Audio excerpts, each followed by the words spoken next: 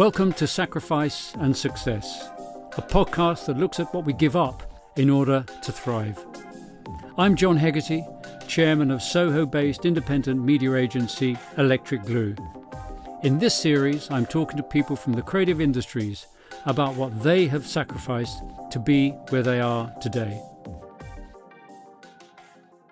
With me in the studio today is Sgt Culpepper, R&B singer and songwriter, known for his raw, charismatic and captivating musical storytelling with a distinct set of vocals. In the last year, Joel decided to give up his full-time job as a learning mentor helping vulnerable children with behavioural difficulties to focus solely on his music with an aim to inspire the children he had once worked with. Joel, great to have you today. What an intro. Thank you for having me, John. Do you recognise that guy? He's somewhere around, yeah. So tell me, this is about, this whole series is about what you have to sacrifice to succeed. And we kind of live in a world today where people think they can have everything without any effort, and I can just do it, and I can be famous, and I can go on X Factor, and I could do all of that without any sense of sacrifice. So just as a quick start, have you sacrificed anything today to get here? Yes, I what did I sacrifice? I suppose my fear initially getting on the tube and train.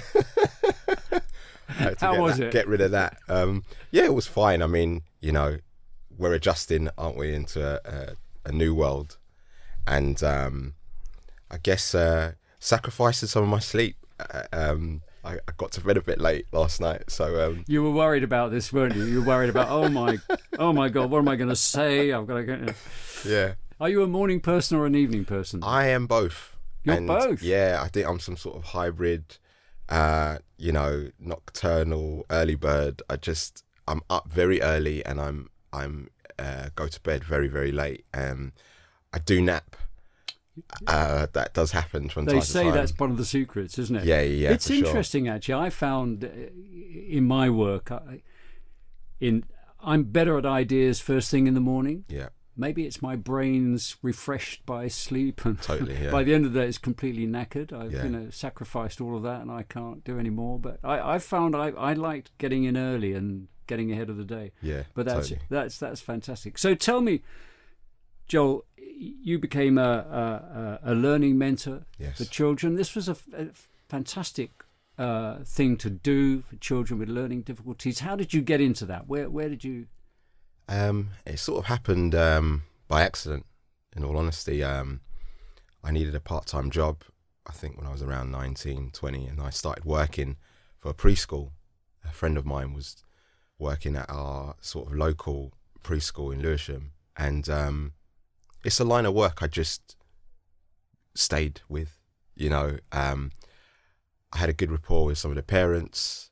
I enjoyed working with the kids, and then it sort of moved into working with children with behavioural problems and challenges, and them not being able to access their learning in a normal classroom setting. And I think I just identified with those children through my own experiences in school and not always feeling understood. I suppose music and performance was definitely bubbling as I was in sort of early secondary school, and during maths, for example, I remember being shouted at. I remember being told off often, my mum being down to school often, because my focus wasn't there. And I think it's because it was planted in other things. And I think if I had somebody there to intercept before I got that punishment or consequence, to allow me to understand, well, you're interested in this right now, but perhaps, we can channel it in this way, or, having something external besides just the subject matter going on. So that's supported. That's really interesting, that, isn't it? Because I generally think that the educational system fails so many kids. Absolutely. Because it expects you to fall into a certain pattern.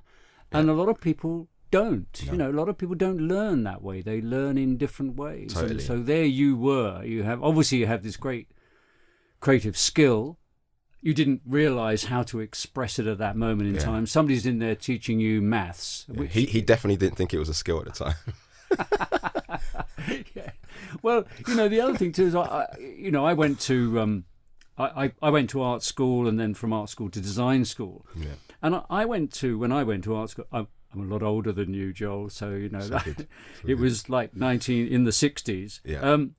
Art was considered a nice thing, but it wasn't really a serious job. Yeah. I mean, it'd be nice to have a few artists around and paint a few pictures, but it wasn't seen in a way that it is now. Yeah. Now we realise the creative industries are a tremendous benefit to the nation, economically and socially and all of those things. And there you were in a sort of an educational structure that was sort of trying to make you something else, and not recognising that perhaps the way we have to teach somebody is different for those people. But you took that sacrifice you made there. You took that learning into being a mentor for I kids. think I found a purpose when working in the school in recognising some of the things you've just mentioned, and seeing the gap between why that particular child doesn't want to learn and the punishment or the consequence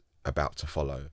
And I'd often buffer the sort of confrontation between the child and the teacher, which can get quite confrontational, especially in a sort of school environment where you've got 20 children in the classroom and one isn't listening, and it's a stressful environment. And I think, I suppose I'm naturally a bit of a patient person. I like to read a situation first, gather the information, and then kind of make a view or have a viewpoint on things. And I think that aided me in supporting the school in a way for those particular children. And I think I also, from that experience, I felt that at the time I was doing it for them, and I didn't realise it was an exchange. I think I was also learning from them. That's and interesting. Understanding even who I was in particular situations, and just an appreciation for how their viewpoints are and how they look at the world. And it's a great way of looking at teaching, isn't it? As an exchange. It is an exchange. 100%. That you're imparting knowledge, but actually you're learning from these I often kids. Smiled and laughed to myself at some of the really profound things that they would come out with, and that would just hit the nail on the head and make me feel like, wow, that was really, really insightful, and it's changed me. That's a sort of mark. Isn't that brilliant? Yeah. I'll use that. It's yours. Only someone once said to me, "John, only steal good stuff." Yeah, I love that. But that's a wonderful way of looking at it. That sense of, we live in a society where it's winners and losers, as opposed to trying to look at a society where we're all winners in some sense or another, because we want this multidisciplined, complex and involving, and a world where people do different things, offer different values to things, and having a kind of rigid kind of this is right, this is wrong, it reduces us all really, and that sense of finding ways to make us all winners is very good. I used to say, I got asked a question once, and somebody said to me, "What's the best book to read on business?" And I said, well, I find it very sad that so many business leaders will cite The Art of War as their favourite business book. In other words,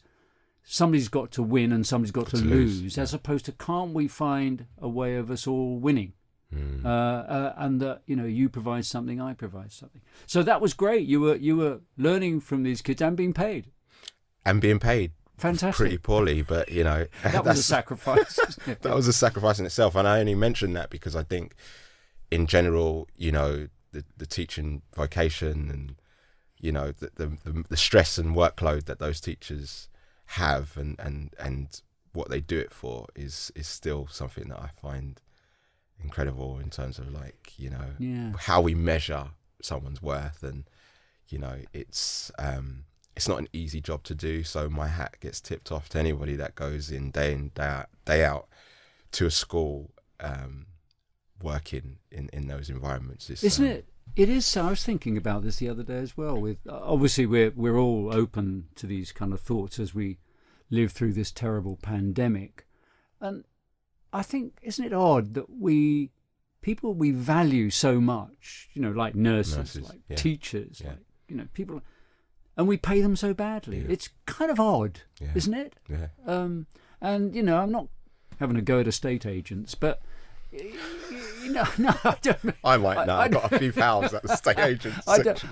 I'm not. But how much they earn for doing something that actually is really relatively easy. I'll show you.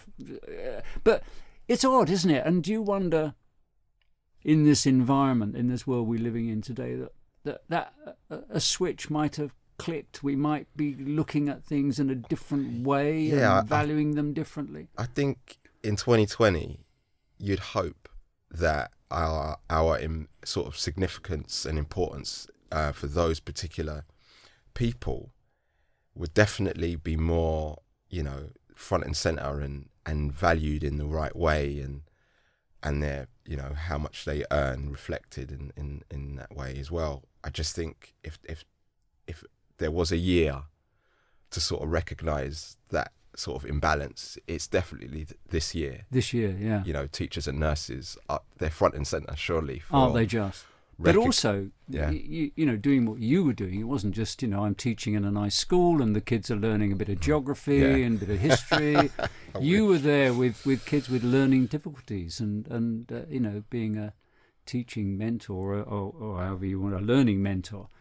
You were tackling really, really difficult problems and difficult kids. Yeah, everybody from vulnerable children, so children that had child protection issues, to children who obviously had learning difficulties. It was really quite wide, and I often felt like I'm in the deep end here in terms of how do I meet them at their point of need. Because it's social work as well. You're working with them, working with mum or dad, what's going on at home. You're trying to work out if they've eaten this morning, if there's neglect. Behaviour is language that we all use to speak about what else is going on. And particularly with children, they use behaviour as a way of communicating other things. So it does require an approach that is almost like a detective. You're trying to unpick why they're playing up in this class, because a lot of times they are intelligent, they are bright, but for whatever reason they're not able to, in a sort of regimented way, comply, and that might not be their fault. So it's about working out what's going on and giving all the pieces to the puzzle, and presenting them on the table for them to make the right decisions to support. As you say, detective work. It is. I really had a notepad. Incredible. I mean, I felt like Columbo at times. Just one more thing. Just as you're going out of the door, you turn around. Yeah. Did you have the raincoat? No. I had a coat. It was a high vis jacket, and I had a walkie-talkie. But yeah, it was definitely, let me get a pencil. Talk me through what happened. And that was my go-to line, what happened? Yeah. Rather than, just taking what the teacher said or what someone else said. It's always, tell me from your perspective what happened. And then from there, you can kind of, it's a good starting point. That's great, isn't it? Because they feel heard. Yeah, they're listened to. You're standing in their shoes, so to speak, and saying, well, you tell me. Yeah, That's great. So there you are. You're doing this amazing job, a learning mentor. Yeah. And then you sort of think, I've got to develop my music career because music's very important to me. Where did that all come from? Where did what was happening is this duality was going on, in that I was by day wearing a high vis jacket with a walkie-talkie, but by night doing gigs, and my career was picking up, and I was very keen to keep the two worlds separate.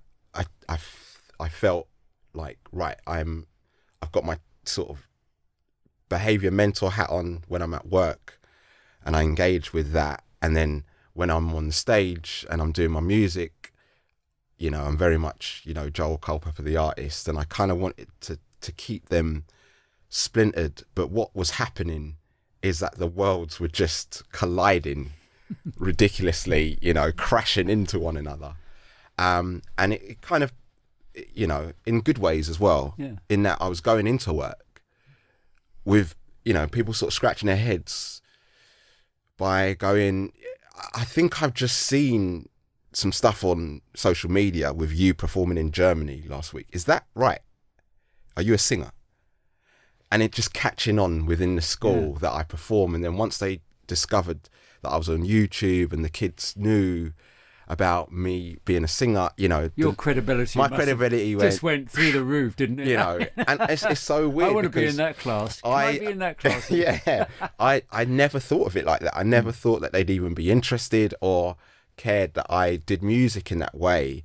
But they did. They really did, and they, you know, became, you know, a bit of a fan club for me. And then in the music world, I'm sort of doing all these sessions with all these sort of amazing producers, and I never forget a conversation I had with Guy Chambers, who I met literally through a party. I was at a party and he was playing piano, and I ended up going to this random party. I didn't know hardly anybody there, and this guy invited me, who I just met that day. He was tailoring a suit for me, and he was like, I think you'd really enjoy this party, Joel. I think you should come. I think it's the sort of thing that you would really get a lot out of. So I was like, cool, I'll go. And I got there, and this really, really nice gaff. I think it was Primrose Hill. And Guy's playing piano, and he's got a little band. There's a singer and guitarist. I think his son's on drums.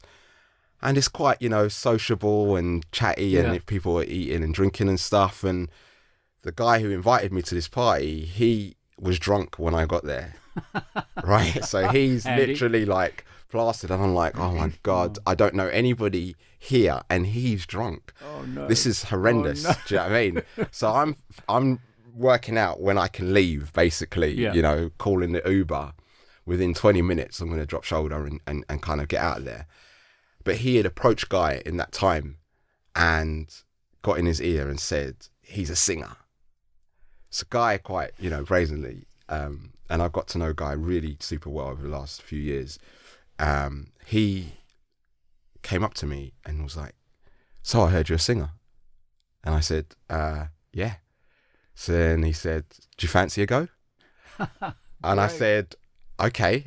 I said, what do you know? And he said, I know everything.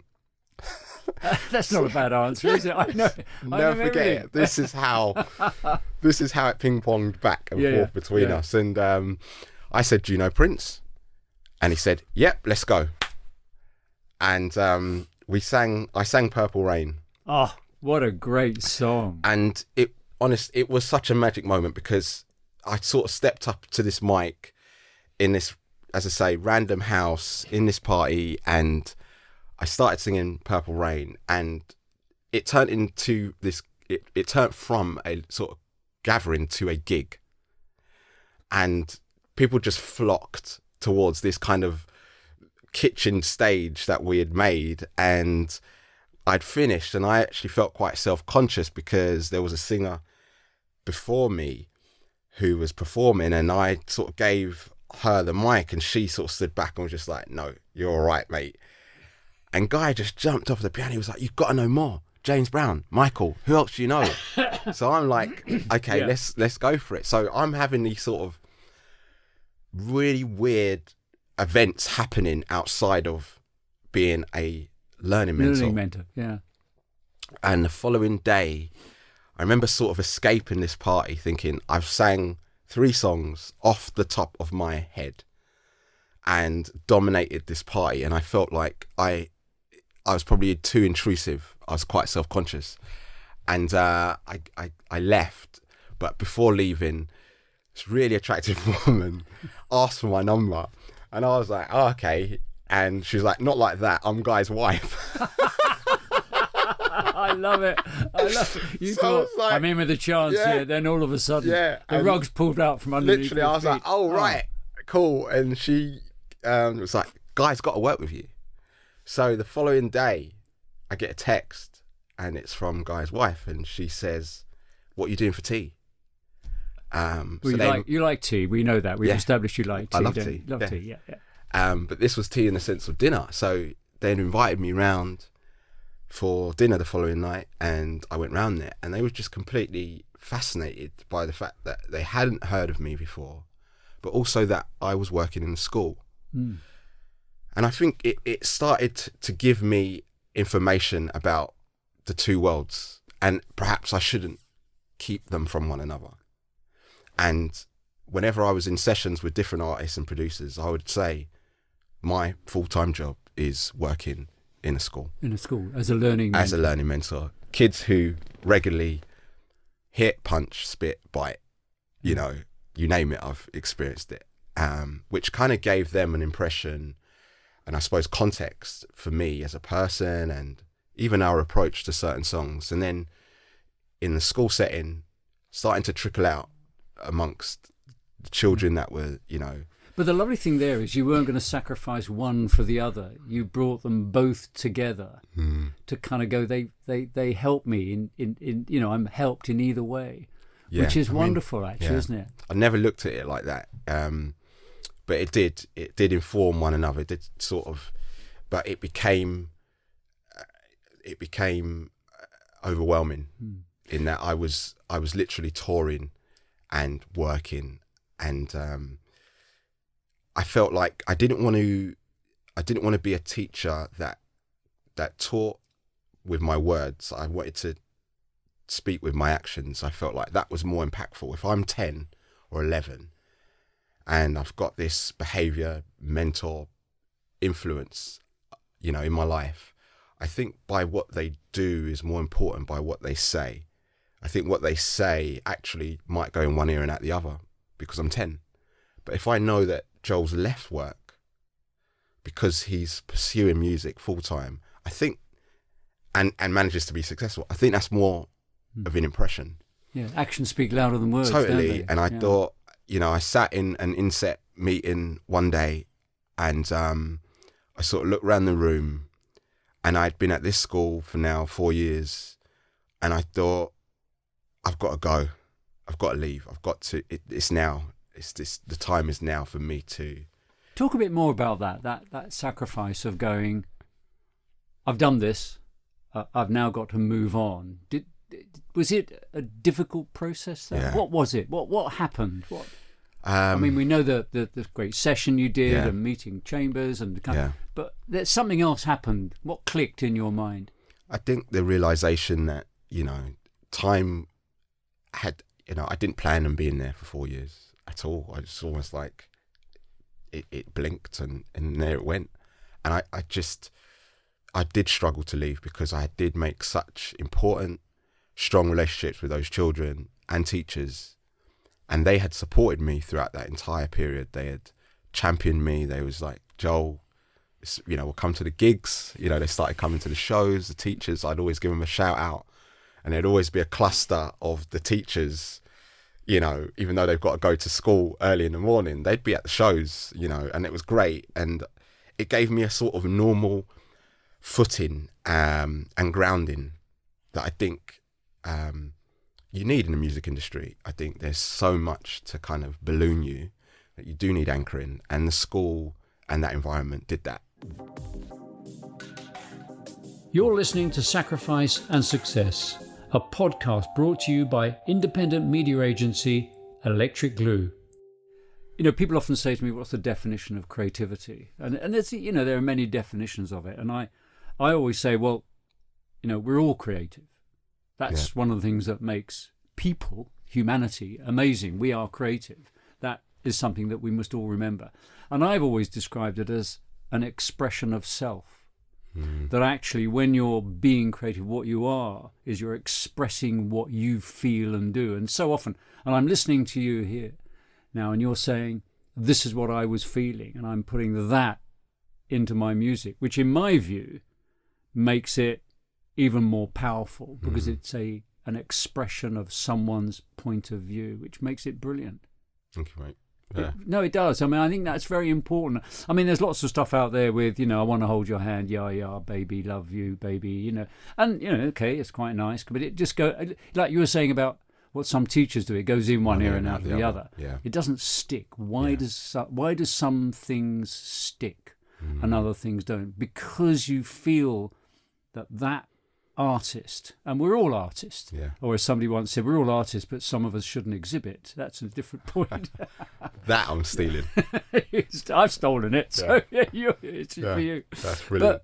But that sense of saying, you know, believing in yourself and saying something is fundamentally important to your creativity. Totally, and that's what and that learning that you got from being a mentor with the kids and everything, and taking that into your work. So there you were. You've made this decision. You've again sacrificed. You've left this wonderful world. I mean, wonderful in the sense of what you were doing is profound, and I could sense that you had a great connection with those kids, and there was obviously a feeling within you that, is it right for me to leave them? But you've got to move on. You know, everybody has to sort of make a decision that they've got to move on. So you moved on. You had this party, and then tell us how that evolved. It became a bit of a whirlwind, to be honest, in that period. In that, you know, I started touring. I'd recently done a show called Colours, which is in Berlin, and it sort of went crazy in terms of it, you know, it becoming a viral thing. So people had seen me perform on this show. By the way, you can go on YouTube and watch that. You can watch it. Please do. I think because I was shirtless at the time, and there's other things that maybe encouraged the views, but nothing wrong with that. Nothing wrong with that. It was definitely expression, and I felt free while performing. But I didn't expect the wave that came as a result of that, and I was still working at the time, but I definitely was on my way out, and we sort of rode that wave by going back to Germany, you know, Berlin, Hamburg, Frankfurt, Mannheim, and then, you know, Switzerland and Paris, and I mean, all these European shows just started popping up out of nowhere, and you know, I just, you know, myself, my band, we started appearing at festivals, and I had a really amazing moment at Glastonbury on Westholt stage with another artist that I work with often, Swindle, and he brought me out, and it was just an incredible sort of run of gigs. Played Glastonbury already. Well done, it really. What's left? Headline Glastonbury, that's what's left. yeah, headline. Okay, all right, okay. Yeah. We're moving on to the next stage. At the next stage of his career, headline Glastonbury. By the way, have you heard that? To Glastonbury, just, you know, yes. Joel Culpepper, please, exactly. Thank you. Come on, guys. Come on. Go on. But yeah, it you know, in terms of the next thing that happened, it was more shows and finishing an album, and I was keen to do a record. I'd done EPs before whilst working, but the sort of love and I guess the appreciation for the album and what that means for me as an artist was an important staple that I wanted to do and get right, and I spent 2 years on it. So yeah. And I said to you, you've called it's a Sgt Culpepper. Yes. And I said, was that a nod to the Beatles, Sgt Pepper? And you said it was. Yeah, totally. You know, just it being a concept album and what that means, and it having a story, it having a narrative running through, and these themes that I've sort of touched on throughout the record, I felt like it can resonate with people. I understand that we're of a time and age where, you know, LPs, albums are not celebrated in the same way they were in the 60s and 70s, but I feel that there is a wide enough audience. There are artists participating in those ideas still. And one thing that I was being informed with by performing out is that the demographic of people that were coming to see me was quite mixed in terms of age. So, you know, this particular gig in Birmingham, I remember the front being sort of like mid-20s women, mainly. front. Not bad. Not bad. And it helps when you're ripping your shirt off and singing, in terms of like, I've had it where guys are looking at me like, don't do this to me, mate. Stop. And I'm thinking, well, you're at the front, I can't help you. But this show at Birmingham had that sort of age at the front, and I just remember these group of blokes, and I would say they were mid to late 40s, early 50s, and there were about 10 of them, and I just thought, you've strolled into the wrong venue. That was my natural That was where you were go-to going. You were thought. yeah. And they lingered after the gig, and I could see they wanted to chat to me. And I sort of stayed around, and I spoke to whoever wanted to speak to me. And they, came up to me and they said, Joe, I'm not sure we're meant to be here, mate. And I went, what do you mean? And one of the blokes said, well, I don't know if we're a Joel Culpepper fan, as in like your usual fan, but we just love your music.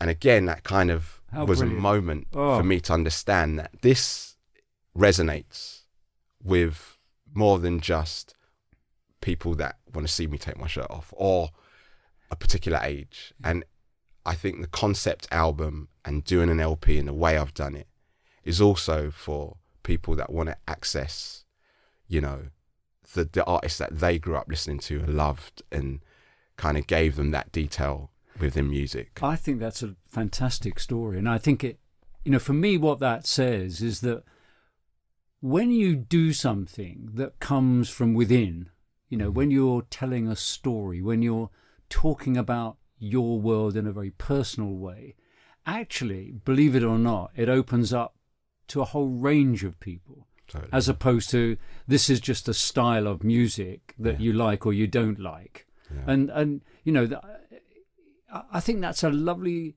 observation that you've made there, that these guys turned up, didn't think they should be there, listened to what you were saying, you were telling a story, and that became powerful. And the other lovely thing about that is it's timeless. Yeah. It doesn't rely on, it uses drum and bass or whatever, I don't know, whatever it is. It's about something very personal. Yeah. It's like, why are we still going to see Romeo and Juliet, written by William Shakespeare in 16 whatever it was, because it's a profound story. And I think what you're doing with your concept album is exactly that. You're telling a story, and that we've and I'm going to say we've sacrificed that for the instant hit that people get now. I can download that tune, that song, and I don't listen to any more. I go on to the next thing, and Spotify gives me 10 other songs like that. Like it, yeah. And you kind of, maybe you want something that's a bit outside that. Yeah. Maybe you go to something else, and it opens your world up. And we've sacrificed that ability to expand because we're so focused on what we think we like as opposed to experiencing new things. So this is your new album. It's going to be out next year, which is very close. Very close, yeah. It's about 3 weeks away, actually. March, hopefully. March. Yeah, hopefully. Yeah. And so I can download it. You can stream it. It will be on an LP. There's 4 chapters within the album. The battle, the surrender, the love, and the lesson. Love it. And each chapter will reflect a different piece of art. So even within the LP, it's those things that I sort of gravitated toward the concept record, is sort of looking through the vinyls and seeing amazing artwork, and just as I said, the detail that went into that world that they immersed you in, that identity you felt instantly when hearing those types of albums. And Sgt Pepper by the Beatles, it sort of, it does that, and it also, it's not about the genre either. It doesn't lean on, you have to like rock and roll, you have to like this, you have to like that. I think you just appreciate the art because the art's been put first, and I think that's what resonates with people. So I kind of wanted to do my best attempt at that. That's beautiful. That's, again, an expression of you. That was an expression of them. And you've decided on the artwork for the album, or is it? Yeah, it's nearly done. You know, with the title Sgt Culpepper, there, the pressure is a bit on in terms of making sure it's It's as great as it is. It sets an impression. But yeah, I'm confident. It is brilliant, that, cool. isn't it? That I think, in a way, music has been diminished by not having that sort of visualization around it. You know, I mean, I was lucky. I grew up in the 60s, and for me, the 70s. You know, and you know, you can say, you know, like you say, Sgt Pepper, and I've got a picture. Totally. Like Peter Blake picture of the Beatles and that cover. Or, you know, I'm a great jazz fan and I love Blue Note, and I can see Blue Note. I can not only hear it because all those great musicians, but I can see it, and therefore the moniker, the logo, absolutely, the graphics and the way they did it, the typography and all of that, and it becomes so expressive. You know, I mean, you know, Pink Floyd, Dark Side of the Moon, and that, and you go, wow, we've lost that in a way, haven't we? Which is great seeing you come back with a concept album, Sgt Culpepper. Remember that name, and we're gonna look out for the album when it comes out. So that's going to be in March. Yes. And by then, hopefully, we'll all be vaccinated. Somebody said to me, John, are you going to take the vaccination? I said, not only am I going to have it, I'm going to have it in both arms if I can have it, because, you know, I'm getting to that point where I've got to get out. I can't, you know, it's just too. I can't bear it anymore. I do love my wife. I do love where I live. I do love, but I want to get out. I want to just, you know, spontaneity's been taken away from us. So, this COVID world that we're living in, Joel, you've dealt with it. Obviously, your music has been an outlet for you. You haven't. How do you see the future then? What do you feel about the future? What do you feel about what's happening and what's going on? It's been an interesting year, to say the least. It's been difficult, man, and I think creatively it's also been difficult, because I think the impression that people have who don't do music is that, oh, you've got all this time to make music now that you're at home, and yeah, you do, but you know, you make music because you're inspired. You don't make music because you've got time. And I make music in the cracks of life. You know, I find the time to make music around life, and that's what informs music, is experience. Being out there, meeting. Totally, you know. So with the lack of that happening, you're not inspired to write, and you're not inspired to make music, and you know, this sort of, you don't know what's going on. And I think that's the general theme I've felt this year, is that what is actually happening, we don't quite know. Having said that, you know, I did manage to finish the record in terms of the mix, master, getting it to production, and I'm excited about that. I'm excited about it coming out next year. God willing, you know, we see things return to as normal as it can, and you know, I can start doing shows again and start inviting people to these shows, and you know, that whole experience being a musician, yeah, I live for it, and it would be really, really cool to start experiencing that again and living in that.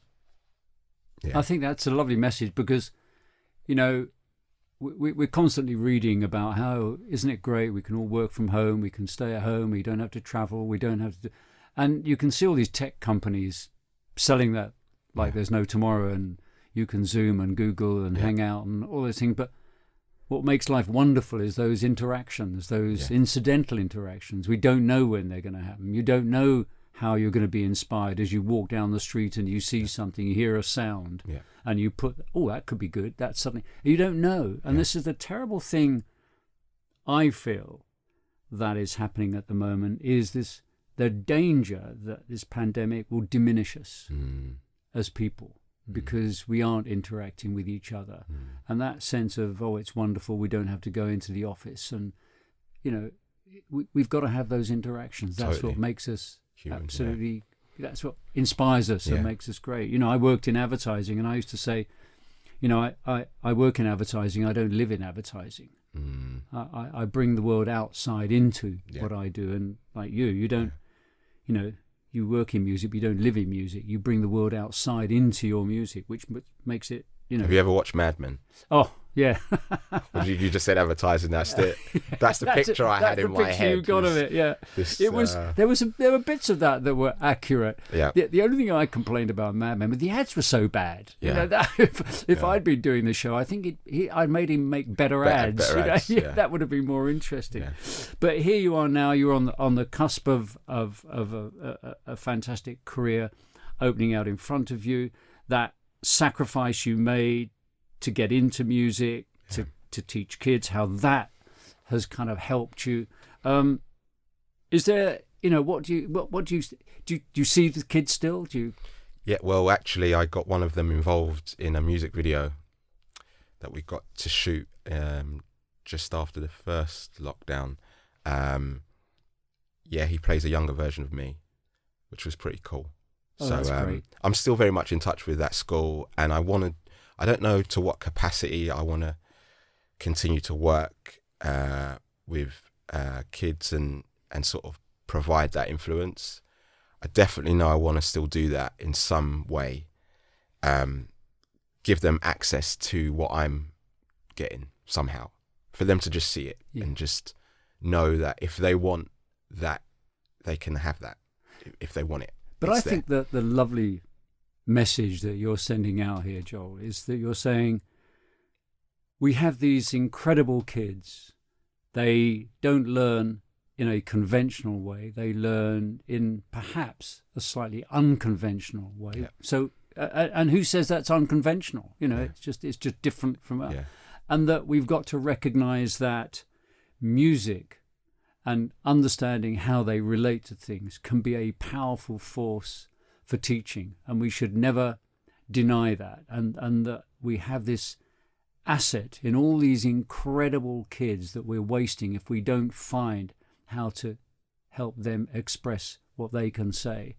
And I think as a learning mentor, you've done that. You're doing that now with your singing and with your music, and I think you're an inspiration. So we want more Joel Culpeppers in this world. But you've got to get his album when it comes out in March. And where are you next performing? Oh, you don't know yet, do you? I don't know. I'm actually going to see a venue today that has quite a good history in welcoming some legendary rock and roll and soul artists through its doors. So I'm going to check it out. Are we allowed to know which one it is, or? No, don't have to. That? I'm not sure. No, okay, that's no problem. No problem. It's definitely cool, and it's definitely something that I feel people will again understand the kind of career that I'd like to have and what I'm trying to say through my music, and the people that I'm. You know, we followed a very, detailed blueprint of producers and artists that, produce great albums. So we went to the Motowns, we went to the Quincy's, we went to, all these amazing musicians that took their time and they made the music in the right way. They involved real musicians. So we stayed in a residency. We got people involved that we felt were the best of the best that we could get. And that's who's a part of this album. That's brilliant. I mean, surround yourself with talented people, surround yourself with people who want to work together and to do something great, and hopefully you will do something great.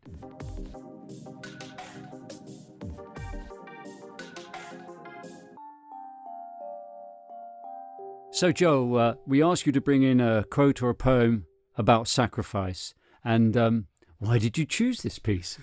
Well, I chose it because whilst doing the album, I made a scrapbook of the process, and I took pictures and notes and kind of built this book about the making of the album and Sgt Culpepper and what it kind of means. And it does definitely involve sacrifice. It involves me as a person, and I thought it'd be appropriate to kind of recite that as it opens the scrapbook. Yeah. Go for it. Okay.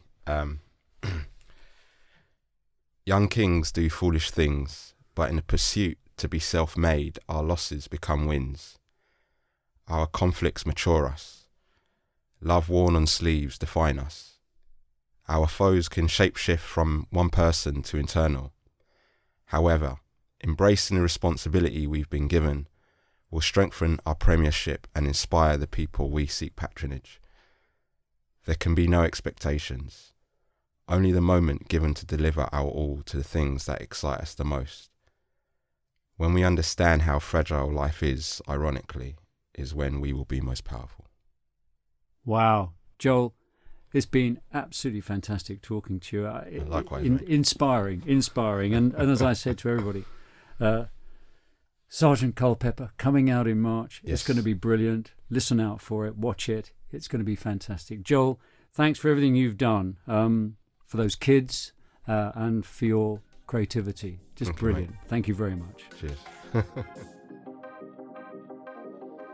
Thanks for listening to this episode of Sacrifice and Success, a podcast brought to you by Electric Glue, an independent media agency that uses the art of sacrifice to help brands navigate a complex media world. Don't forget to rate, review and subscribe to the podcast on your podcast platform of choice. Next month we'll be talking to Gail Porter about the sacrifices she's made to be where she is today. Until then, goodbye.